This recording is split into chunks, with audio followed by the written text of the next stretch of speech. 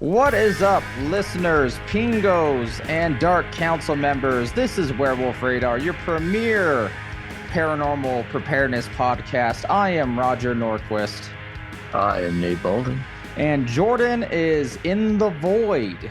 He is searching for the lost memory he can't remember. It is a quest that only he can go on, but I assure you, he is screaming eternally. Hopefully he'll be okay. For this episode, however, we are going to do a little bit of a mini episode. I have for us some throwaway research. I've been doing a documentary, Nate, on the face on Mars, ancient aliens and the History Channel, and the creation of mythologies in the 20th century. And this doesn't have a home in that, but it is a fucking crazy case. So what I am going to bring to you is the Trinity UFO case. As Jordan says, have you heard about this? What you know about the Trinity UFO case? That's what he always says. That is literally what he always says. Let me tell you how Jordan starts every segment with, what do you know about blank? Sometimes we say something, sometimes we don't. But what do you know about the Trinity UFO case? I just learned about this. I assume it's new to you?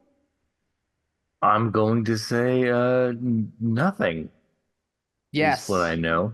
This isn't like a one from the last century. This UFO case, the Trinity UFO case, was first published in 2003.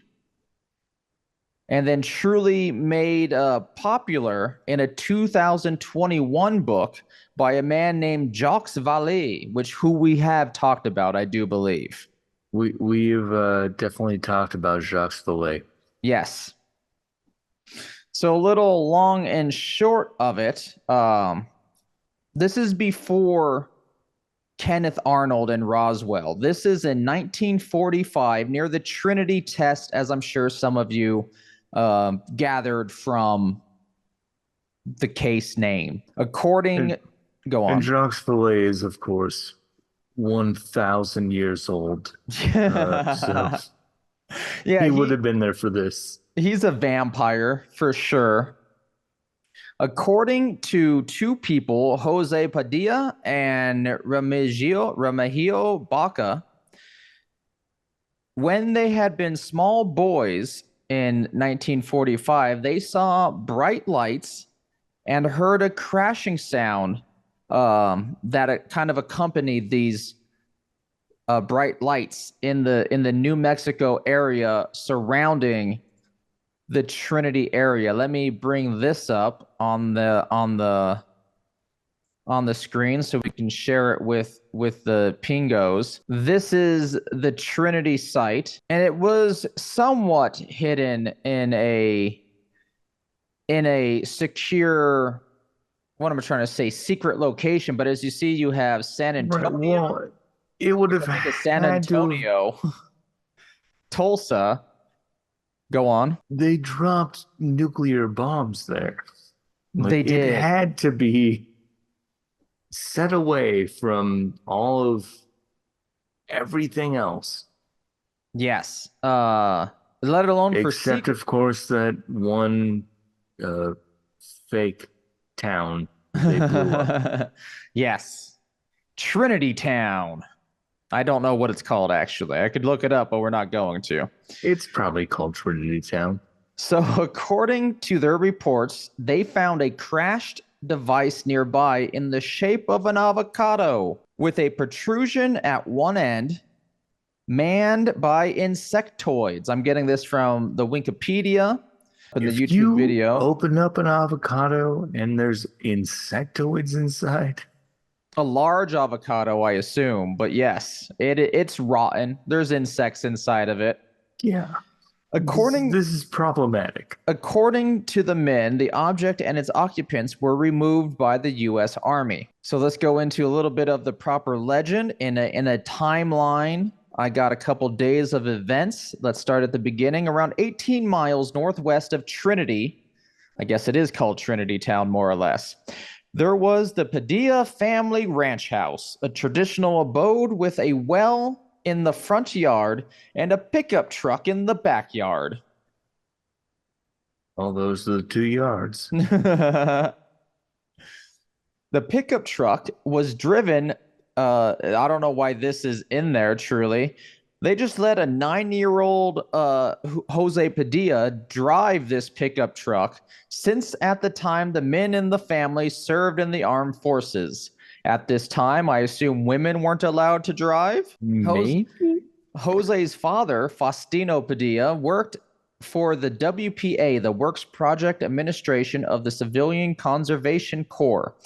The family raised cattle on a large ranch leased by the BLM, Bureau of Land Management, and much of the daily work on the property was handled by Jose, the 9-year-old, often helped by his friend Remigio Baca, who was 11. Oh, I don't think anything was being ran very well, and these poor kids, by the time they reached 18, had to have looked like they were 40.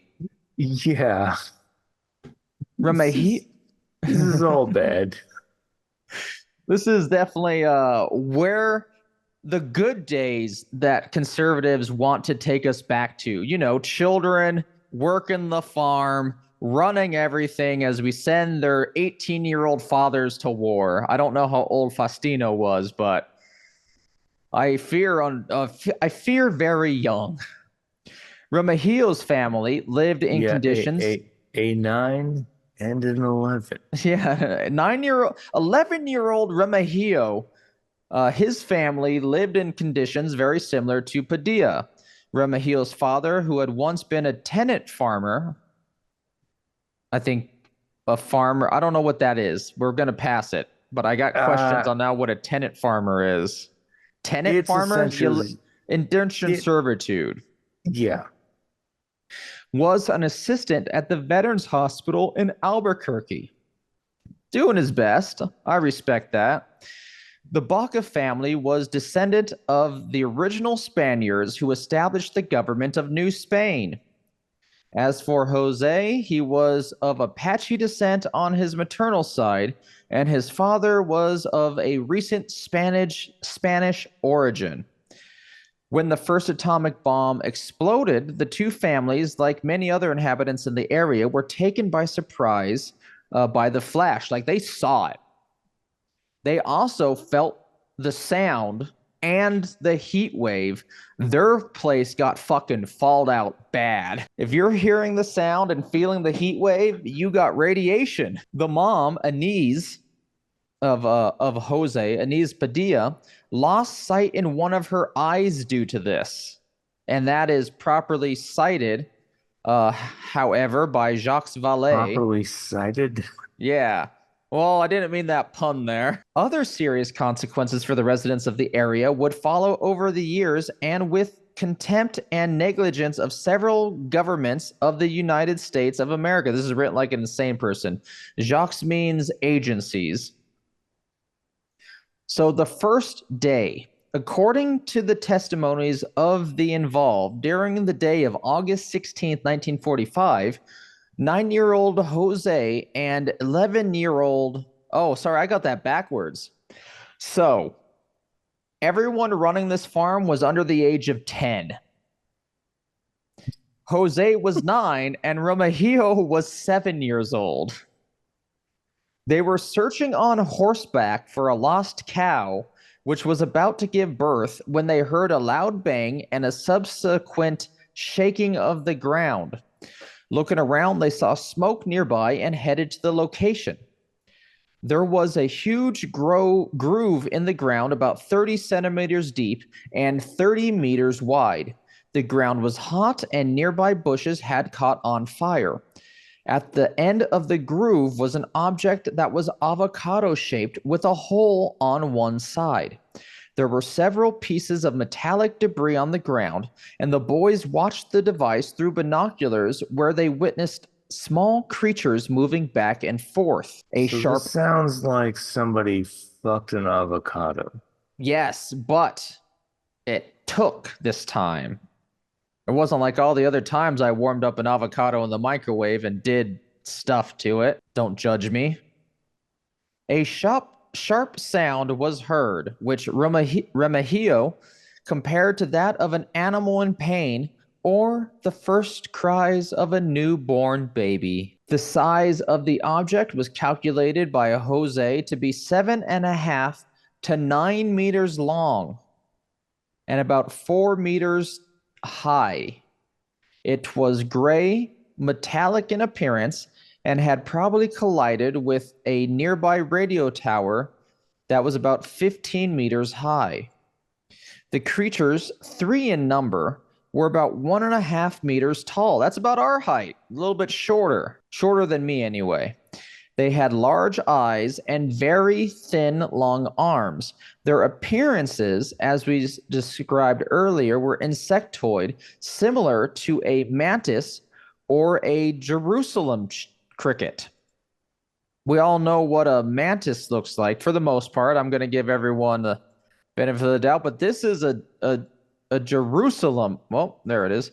This is a Jerusalem. I can't move That my. is far more horrifying than an actual mantis. Yes. Yes, it is, isn't it? So that is the Jerusalem cricket. Mantis, of course, has those teeth shit in the middle. Let's bring up one of those. I guess not. Mandibles. That's what I'm trying to say. They freak me the fuck out. And if I was ever to see a full-sized one, I would have a hard time not going to war with it. Honest opinion. Yeah, they're terrifying Sure they're little friendly. fucking beasts. I've seen many videos of people playing with them. They seem like they just want to be happy and well fed as well, but I got a human instinct to overcome. I'm sure that they just want to live. The nose and mouth area of the So do beings. I. The nose and mouth area of the beings resembled that of small holes. Despite the description, Jose considered them human and said they felt their fright and suffering. The boys were tempted to get closer to the crash site, but with the sun setting and darkness encroaching, they decided to return to their homes. Probably smart thing for boys under the age of 10 to do. The second day, I have no record of anything happening. On the third day, the day after the sighting, oh, sorry, it explains it. The day after the sighting, the two boys were unable to return as they had too many tasks that needed to be done. Now, on the third day, the boys returned to the crash, all cows milked, I assume, accompanied by Jose Padilla's father, Faustino, and Eddie Apodaca, a state police officer and family friend. Once there, the two adults entered the object. After 5 or 10 minutes inside, they exited the craft visibly disturbed without talking about what they had seen. Whatever it was, the situation seemed to have worsened. Addressing the two boys, they said, "Don't tell anybody about this. Not your brother, not your cousin, not your mother, not your father." I assume they said that to Remigio as Jose was there, or Jose's father, Faustino, was there. "That's our business. And the reason for this is you can get in trouble." A general catch-all, you don't want to tell people you're going to get in trouble excuse to the children. However, the strange occupants of the object were nowhere in sight and seemed to have disappeared. Now, on the same day, the third day, the boys were able to slip away and return to the crash site alone, where they saw soldiers collecting debris from the ground. On the fifth day, Sunday 19th, the Padillas received a visit from a military man, one Sergeant R. Avila. On behalf of the American Army, he came to obtain permission to enter the property, cut the fence, and install a wide gate. That's very polite for the government, who could have just used eminent domain or a tank. You know, what the Padillas gonna do? And I'm on the Padilla side. That's your property. You should shoot at it. I mean, no, you should demand Shoot they have back. in order, in his words, to recover experimental weather balloon. This, in theory, is the beginning of the whole weather balloon excuse. They would also need to bring construction equipment, some motor graders, and more material to clear a path for a truck. Sergeant Avila added that this was important that no one knew about the matter and that no one approached the scene. Now, the 5th and following days, according to reports, work began on August 20th. A road and wide gate were built at the scene of the incident, and a truck with a trailer for heavy loads, a lowboy type, one of those big old trucks that you dump the dirt from. I've driven one. Oh, nice. Around 18 wheels was brought in. So a big one. A structure was then mounted on the trailer to secure the object, which had been lifted using a huge crane. Jose and Remigio, hidden by the vegetation, serendipitously serendipitously. Sure, I know English words. Don't worry about me. Observed the military's preparations every day. No special precautions were used. The soldiers wore their usual work uniforms, and after their tasks, they usually went to the Owl Bar and Cafe in San Antonio.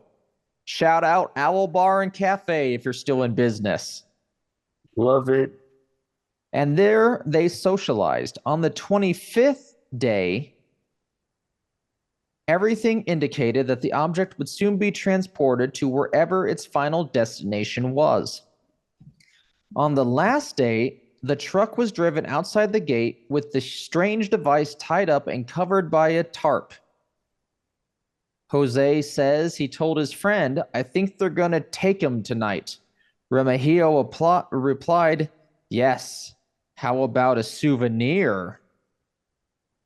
Now, the two boys waited for some time until the soldiers left. Jose pulled back part of the tarp, exposing the opening in the side of the object, while Remigio kept the tarp open. Jose went into the interior. Inside of the object was metallic, similar to yellow brass, but without the shine. The floor was flat, and curved walls appeared to be made of panels, but without any rivets. There were no signs of furniture. On top of the object, there was a transparent plastic-like dome measuring 70 centimeters, which let daylight in. On the side, there was a panel measuring 30 by 24 inches, and attached to this were some pins to a metal piece, which Jose loosened with a crowbar. It was the souvenir. I like how they took themselves a panel. Good for you, kids. Also, a 9-year-old and a 7-year-old did this. But ranch hand children, this isn't like city children, these are rough boys. Oh, they have a lasso plan. Oh yeah, for sure. And they can successfully execute that lasso plan, I bet. Have you ever seen those children bucking the sheep? They're probably like them.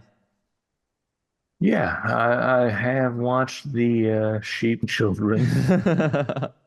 I meant bucking, not Okay. like when you ride the sheep. Well, when you put a mount on the sheep and then have it buck the children away in order to get them used to bull riding. The boys had returned home. The device had been taken to an unknown location, and the site of the crash was cleared of all traces by the soldiers.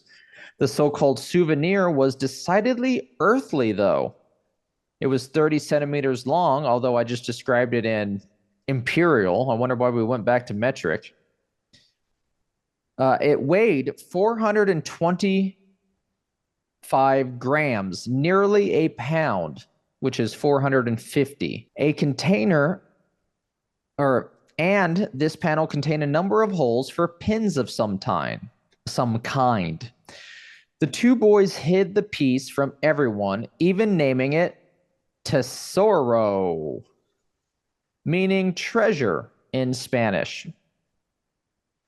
Thus, it has survived to this day, unlike other materials found at the crash site, which have been lost over the years, such as the memory metal strips and a large quantity of silver wire similar to those used in Christmas decorations. Do you mean tinsel?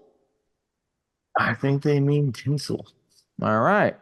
The souvenir was donated to a university according to the wishes of Jose Padilla. The Santanito incident fell into oblivion without much difficulty. Young soldiers involved in the episode had returned to their civilian lives.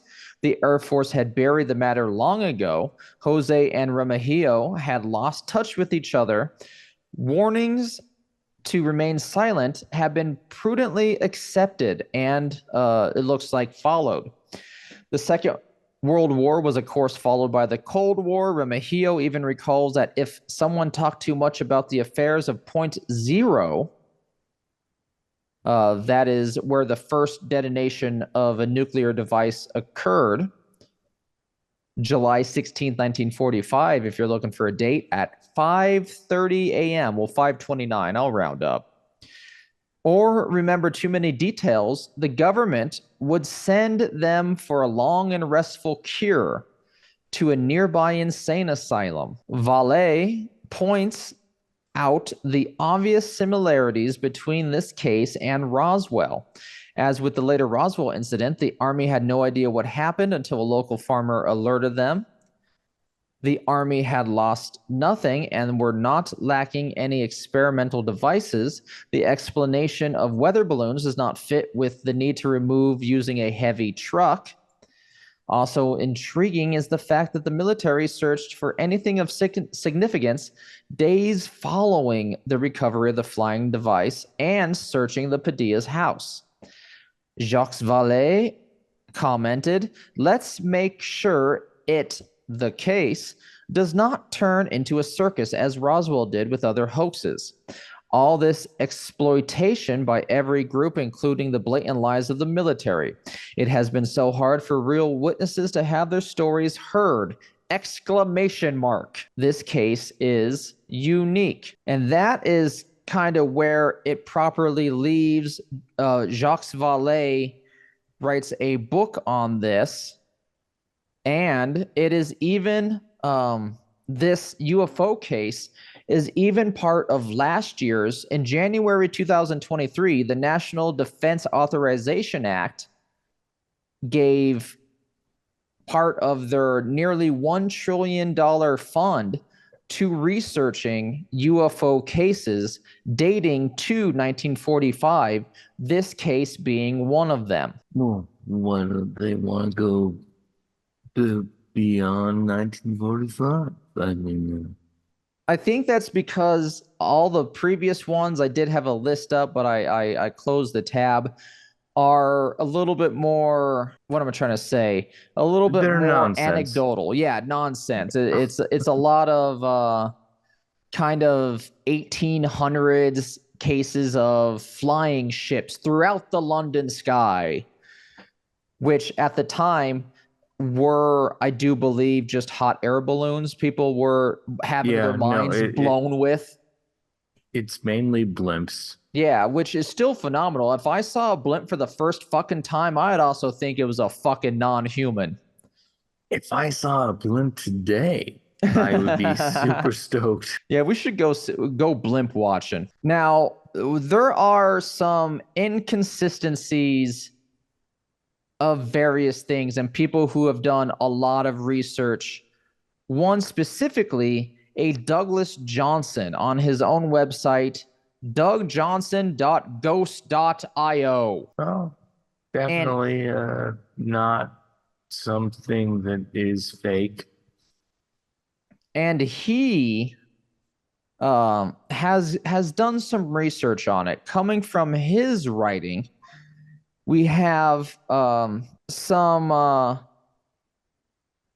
inconsistencies, such as Jacques Valley says that Joseph Padilla was an officer in the Highway Patrol in California for many years and fought in Korea, had 2 bullets in his body. in fact, from that. However, Joseph Padilla was 16 years old in 1953, which was the last year of the Korean War.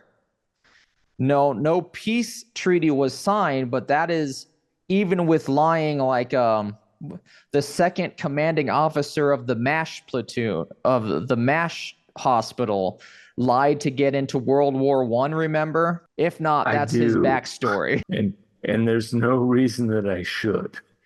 It was a little bit harder to lie about your age at this time. And so he definitely was not in Korea. Also, Joseph Padilla's son, Sammy Padilla, goes on the record to New York State Police for I think it's something not connected to this, but he says about his dad, Jose Padilla, my dad was a pathological liar. He has also been telling people he was a police officer in California, which he never was. He just beat up a bunch of kids.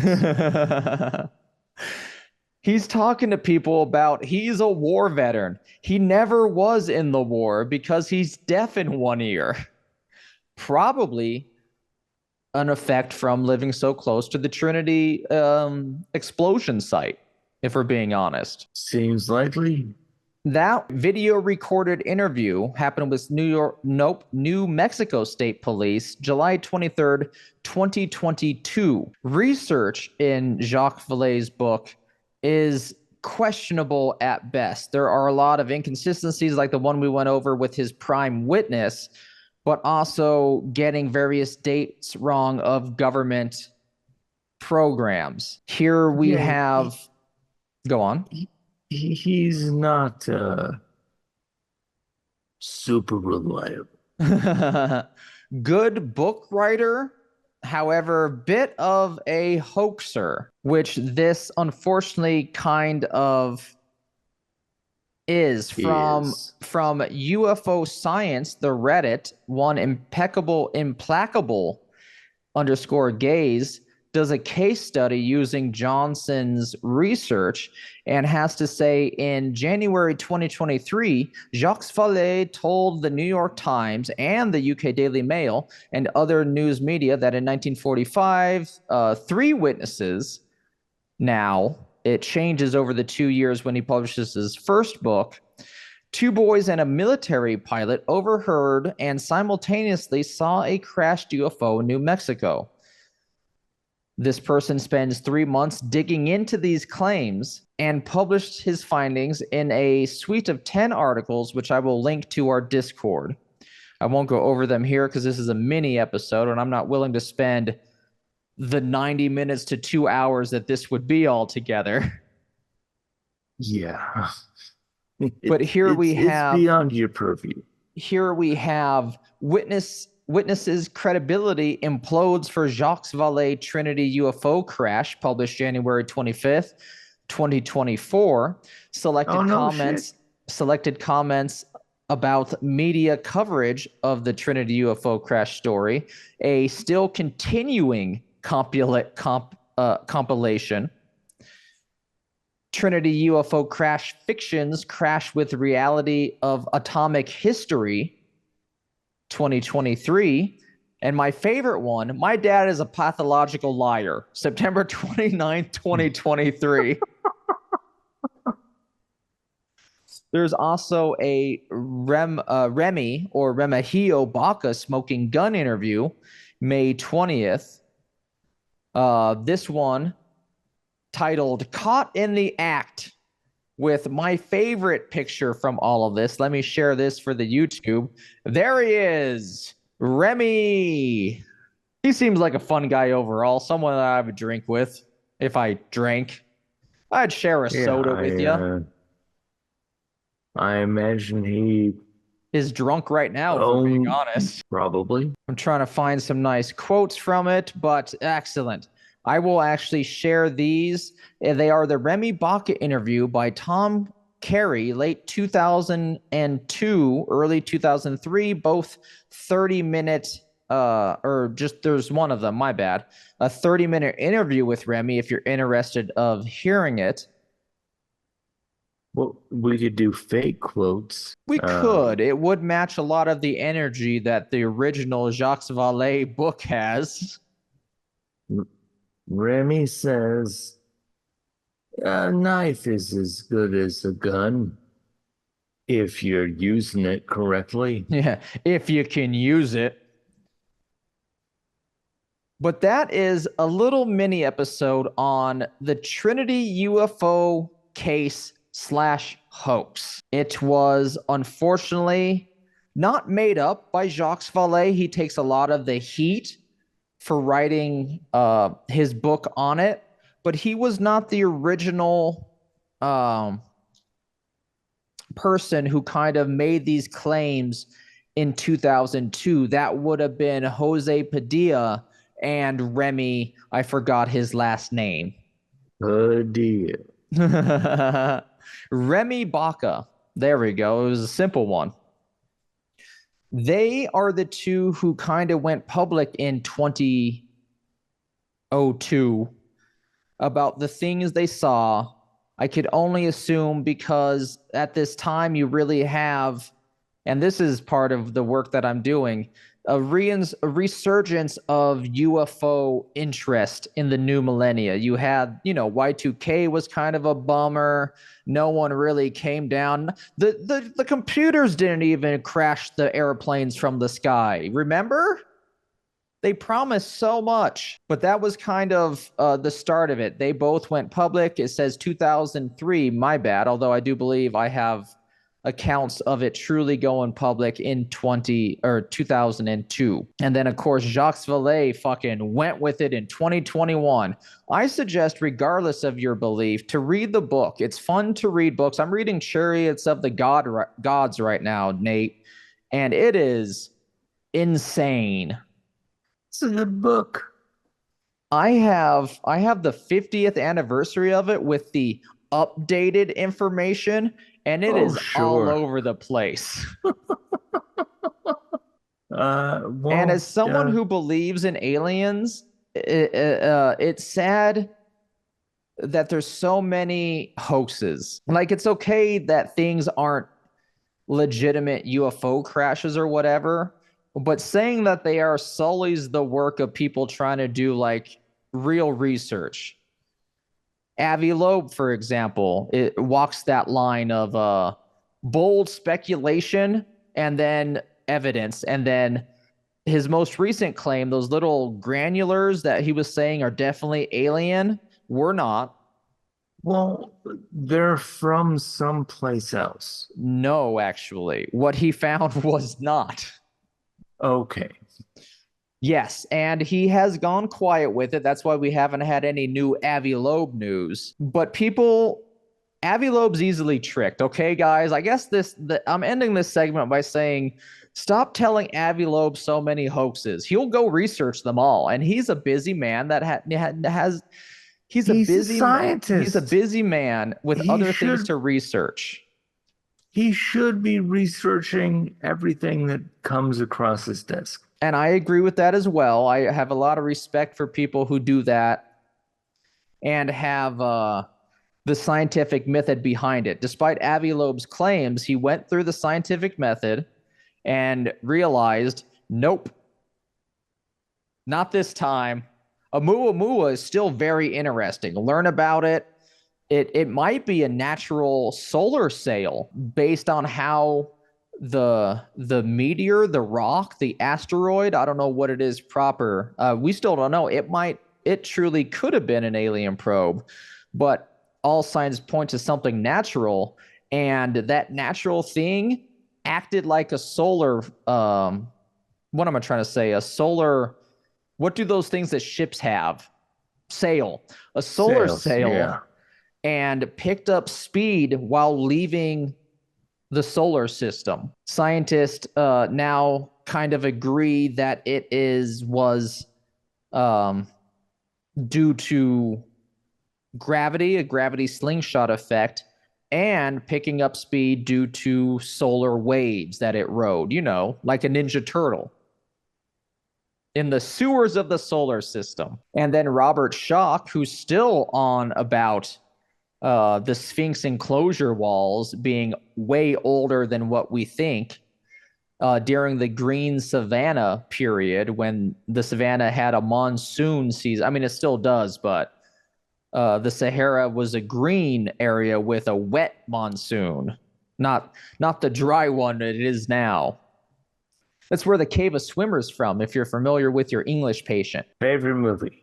Favorite 2 VHS movie. But I think I'm going to wrap up this little mini episode there. Thank you for joining me and Nate on this adventure. If you hear Jordan, please roll 6 six-sided dice together.